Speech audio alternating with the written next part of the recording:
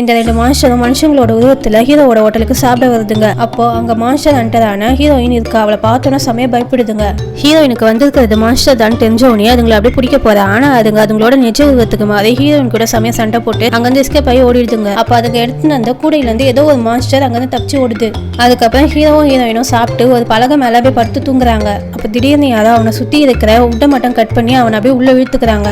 உடனே பக்கத்துல இருக்கிற ஹீரோயினை கூப்பிட ட்ரை பண்றான். ஆனா அவனோட வாயை கம்ம வச்சு ஓட்டின மாதிரி இருக்கு. ஃபுல்லா உள்ள போனவரே ஏதோ ஒரு காட்டுக்குள்ள இருக்கிற ஒரு குகை வழியாவே வெளியே வராது. யார் தான் இதெல்லாம் பண்றாங்கன்னு பார்த்தா அந்த கூடைக்குள்ள இருந்து தப்பிச்சு போன மான்ஸ்டர் தான் ஹீரோவை காட்டுக்குள்ள இழுத்து வந்திருக்கும். அதுக்கப்புறம் அவனோட வாயை ஓபன் பண்ணி விட்டு அவனோட கையை எடுத்து அதோட வயிற்றுல வச்சு நீ தான் இனிமேல் என் குழந்தைய பாத்துக்கணும் அப்படின்னு சொல்லுது. உடனே அதோட வயிற்றுக்கு வச்சு அது வயிற்றுக்குள்ள இருக்கிற கருமுட்டையை எடுத்து ஹீரோவோட வாயிலாவே போட்டு விடுது. இதனால ஹீரோவோட வயிறு பிரெக்னென்ட் ஆன லேடிஸோட வயிறு மாதிரி பெருசாயிடுது. அப்போ ஒரு மிகப்பெரிய மான்ஸ்டர் வந்து இவங்களை அட்டாக் பண்ண வருது. அந்த அட்டாக்ல அந்த அம்மா மான்ஸ்டர் இறந்து போயிடுது. ஹீரோவையும் கொல்ல வரும்போது ஹீரோயின் அங்க வந்து அந்த மான்ஸ்டர் கூட சண்டை போட்டு ஹீரோவை அங்க இருக்கிற ஒரு குகைக்குள்ள கூட்டிட்டு போயிடுறா. ஆனாலும் அந்த மாஸ்டர் அவங்களை பின்னாடியே விரட்டிட்டு வருது. ஆனா அந்த மாஸ்டரால அந்த குகைக்குள்ள வர முடியாம அதோட தலை வந்து அந்த குகையோட வாசல்லே மாட்டிக்குது. இதனால அது செமையா கத்துது.